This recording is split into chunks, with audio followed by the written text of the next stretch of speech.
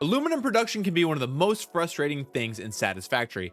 Balancing the byproducts and bringing all of the different resources together poses such a challenge to some players that they'll give up or start over when they reach this point in the game.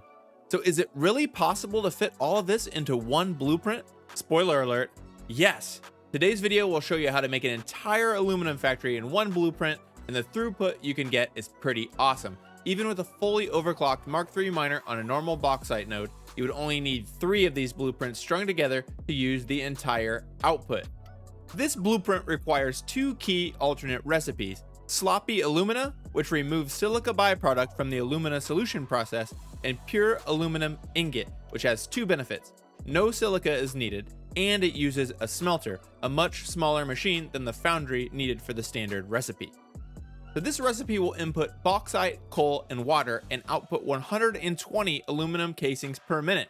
If you're looking to make aluminum sheets, you can get rid of the casing production and just output the 180 aluminum ingots per minute that this factory output.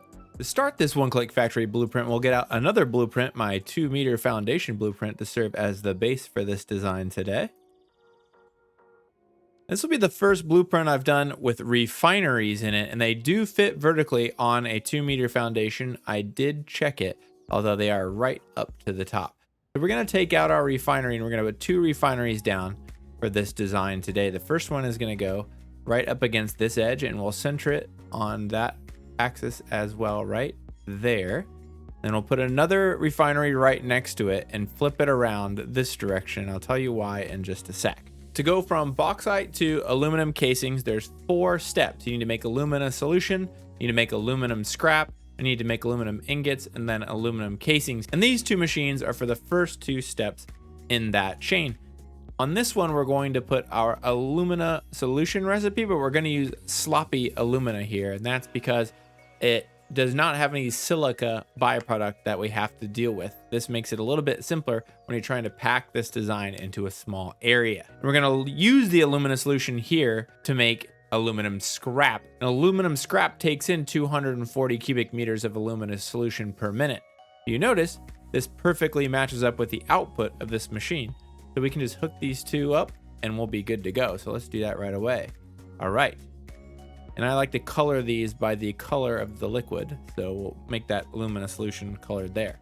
All right, 1 connection down. Let's go to this side. And so sloppy alumina takes 200 water per minute, and the aluminum scrap production has a byproduct of 120 water per minute. So we're gonna feed that back in the same manner straight into this machine. Now we'll be a little bit short because this makes 120 and we need 200 here. So we're gonna have to be able to hook up a water extractor to get the difference of 80 water per minute that we need. But this is a good, simple first couple steps to this build, and being able to keep this in this compact way is a big enabler for us to be able to do this entire factory in one blueprint. And so we need inputs for bauxite here and coal here. And so we'll deal with those in a little bit, but I want to get the rest of the processing there, and we'll bring in those inputs to line up with that process a little bit better, because that is what really we need to stuff in here and make sure we have room for all of the belt work for the 6 smelters that we need for aluminum ingots and the 2 constructors that we need for aluminum casings. All in all, this is going to take in 200 bauxite per minute and output 120 aluminum casings at the end. So let's get out our smelter, and we're going to line this up with the edge of it just barely over that line of that foundation, right next to the refinery, and there's just enough room for a second one right there next to it. And that is another thing that lets us fit this all in one blueprint. Is the exact 2 refineries and 2 smelters is the exact width of the blueprint machine. So we'll get out some frame walls here, which I like to use in this type of situation, just to help us seem a little bit more open. And we'll put 2 of those, and then we will use 2 1-meter walls as well, because these smelters are 9 meters high. So if you have 9 meters of wall and then a foundation above it, it will not clip. So we'll put in our foundation right here, and this will be where we'll start to build our little tower for the other 4 smelters that we need. And you see, this is a pretty awkward little distance. So let's pull out our road barriers, and I'll teach you a little trick to use these road barriers if you don't know it already. Put a road barrier down where you'd want the center of your wall to go, and then we can break out our frame wall here and put it right on top. And if you hit Control, it will replace the road barrier with your wall in the exact place that you want it, which would be, you wouldn't be able to put a wall in the middle of that foundation without doing that trick. And so we'll put 1 meter walls on this side as well. And this is another awkward base, but luckily now, instead of having to clip 2 foundations together, we have half foundations that fit perfectly. All right, let's do another one of these, and then we can put down our smelters. Put down our 2 more smelters here, and we'll have it where that's just barely over the edge, like we had on the bottom, right there. Right, and then do a second one in the exact same spot on the top as well. So just over the edge. That. We'll look at one of these machines now. So we are using the pure aluminum ingot alternate recipe here, and it takes in 60 aluminum scrap per minute and outputs 30 aluminum ingots per minute. If you recall from looking at the aluminum scrap production, it makes 360 aluminum scrap per minute. The 360 divided by 60 equals 6, and that's why we have 6 smelters here. I'm just going to go ahead and put the recipe on all these while I'm sitting here thinking of it. Or copy and pasting, Control C to copy it, Control V when you look at it to paste the recipe on these machines, and then they're there ready to go. So one of the things that I like to do to try to squeeze factories into one blueprint is try to lay out all the machines, just to make sure I have the floor space, first of all, to fit the machines, and then laying them out to see if you have enough room from a space perspective to run the belts. And if you are more willing to just have a little spaghetti and blast your belt through anything, it makes this a little bit easier. But I do try to not clip through these machines as much as I possibly can. I do use a couple tricks, but other than that, I try to keep it no clipping. We have our smelters down, and now it's time to get out a constructor, which will make our aluminum casings. And we need 2 constructors worth of aluminum casings, because as you just saw, we're going to make 180 aluminum ingots per minute. So we need 2 constructors worth of aluminum casings. One of the problems you have when you have 2 smelters right next to each other like that, if you try to put a splitter right in the middle like this, it's too close to the machines. The belts will not go in. If it's a constructors like that, it does, but smelters don't. They're too skinny. So here's a little trick to get around that problem. We're gonna put a lift in the back of our constructor like this and face it in like so. And then we're gonna attach a merger straight to this lift. And this is the one thing that I will do to clip things through, is if you attach a merger right onto the top of that lift, you can see like that. And then you can go down here and hook up a lift to the smelter and feed it right into these mergers like that. And so that is a way that you can get belts to fit a merger or splitter right between 2 smelters. If you put it on the ground, it's too close and belts will not work. But this setup here will work. And we're going to do something similar like that for all of these machines actually on both sides for our outputs and our inputs. Let's get working on that. So we're going to build another little platform, extend this platform out so we can put a constructor on this level as well, because we do need 2 constructors. So I'm going to extend this out here. 1, 2.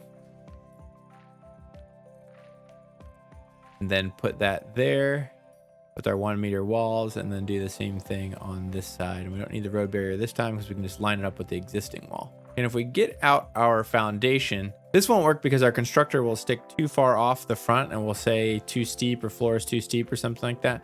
I can't really put it like this because I want to run some belts through here, and that's really not going to work for us.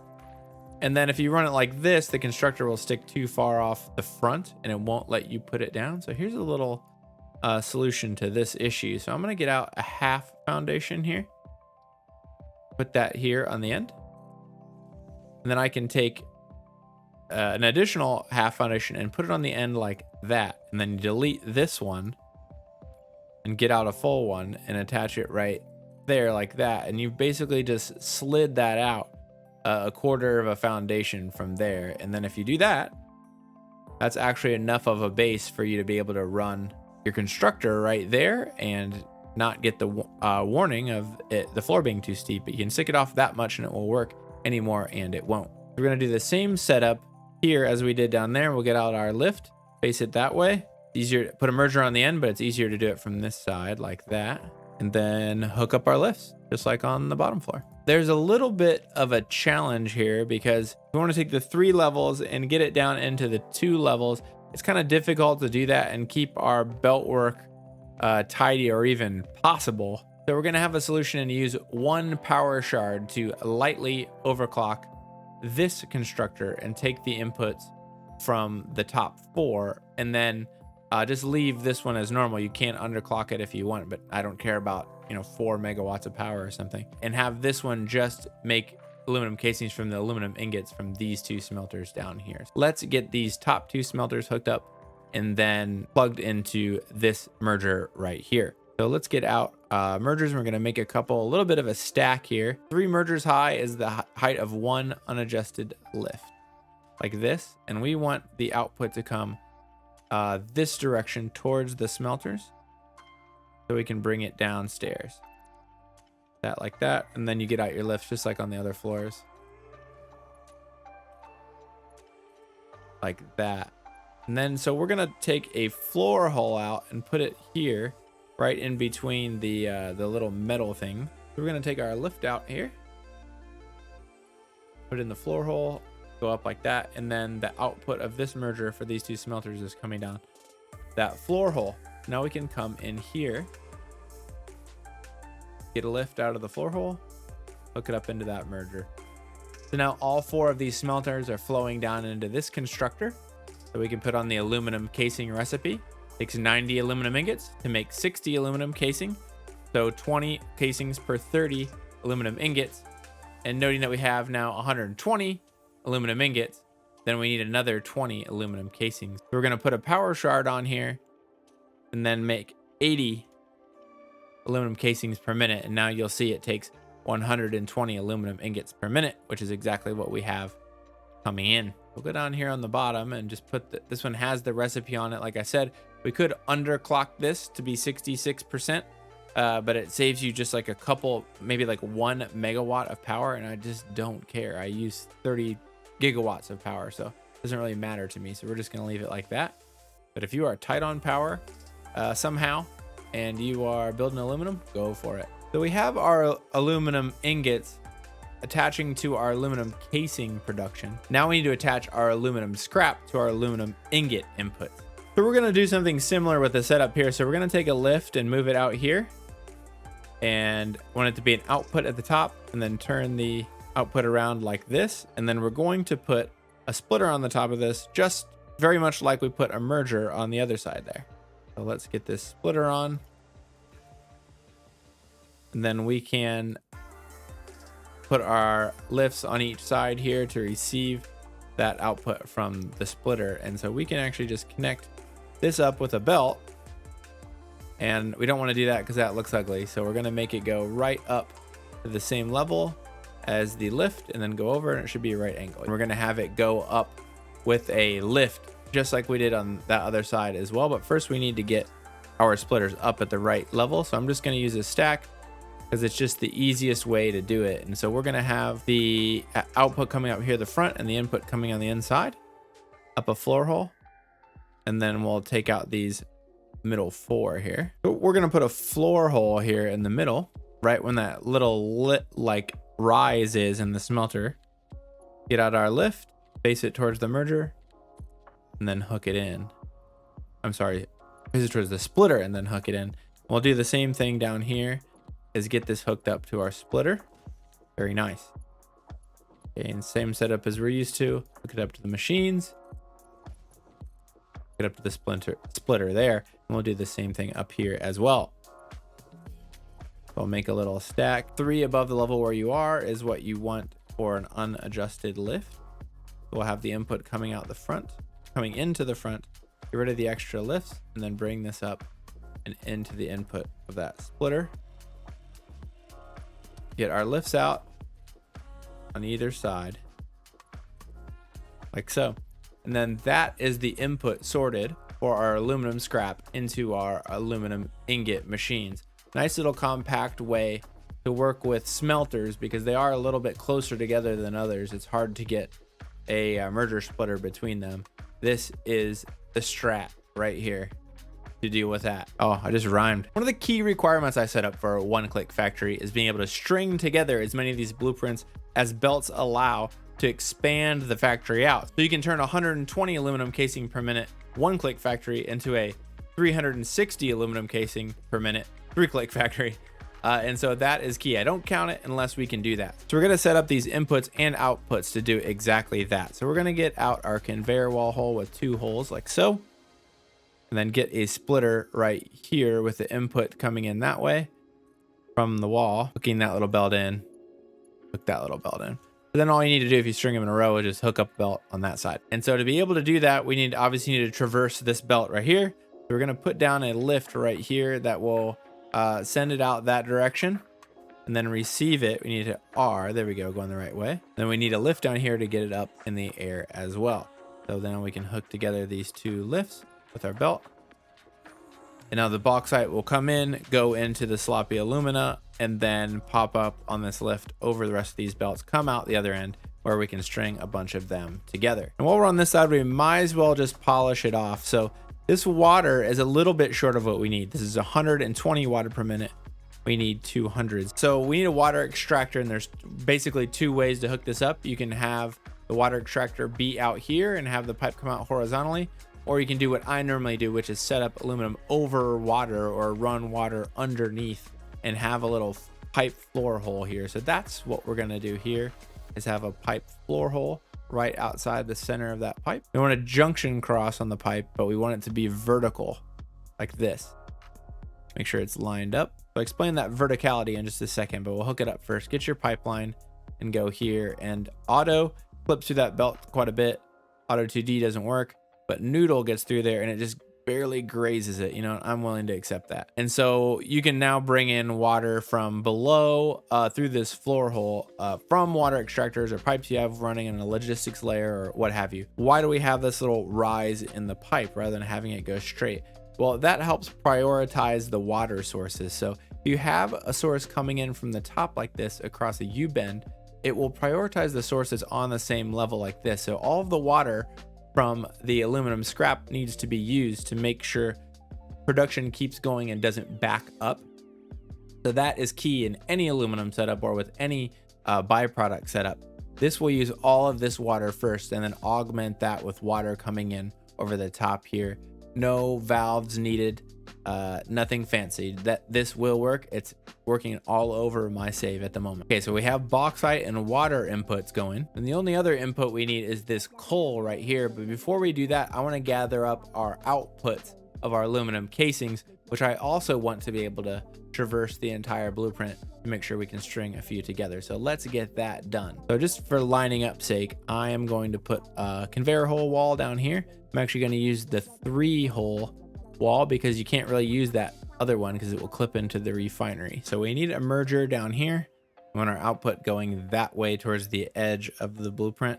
Hook up your little belt. Always do that right away or you will forget. And so we're going to bring a lift down off of this onto here, but we need another merger. So I'm just going to go ahead and stack these up. You can build a little temporary floor here if you want to have them on the right height as well. And want the output coming out that direction, just like that. And we're going to take all these intermediate ones out. Hook up your little belt and then bring your lift down here like so. All right, we're making really good progress on this, and be sure to stick around to the end of the video where I get this out into the wild, hook up some inputs, and make sure it's working as planned. Put a bunch of these together. I want the output from this merger to go right here. It would go in the back of this conveyor hole wall here, but then that's all blocked. We can't really bring it in there. So I have a little plan. So we can actually, this is an open merger right here, and we can put a lift right here. And this is lined up with this here. And so if we can get this the right height, which is always difficult at distance, there, then this will work out just fine. Let's see if that's straight. It is. First try, bang. So then that is our outputs, our aluminum casing sorted. So when we line up a few of these in a row, we'll just hook up this belt to the back of this conveyor hole. Perfect. All right, then the last thing we have to work out here is our coal input right here. This takes 120 coal per minute. And if we want to carry it on to the next blueprint, we need to kind of thread the needle right here for our belts. And so that's going to be a bit of a challenge, but I think I have a plan. If you attach a lift to this straight like this, and then say put a splitter right on the end like we've been doing, like this, your belt would clip through that lift. That's not going to work. So we need to find an alternate route. What we can do is take out our lift, but instead of connecting it to the machine, we just go back one like this, have that point forward like that. We can hook up our belt down here, and then we can put a splitter right onto this lift like we've been doing. But what I would recommend is actually paying attention to where the inputs are. Put a splitter on this and make sure your input is coming from over there where our coal is going to be coming from. Now, if we look at this, this will be lined up where the belt will go straight through here, and it will actually go through here without touching anything, amazingly enough. True needle threading. So we can get a lift, and this is actually lined up right with this middle input. Switch it so it goes out like that, and then hook up the belt to this lift. So then we can have a lift here like this, turn it to receive, and then if we hook this up like that, the belt goes through. It doesn't clip on anything. The contents of the belt won't clip on anything, and we're good to go. So I'm actually going to take this out because see how this sticks through like this?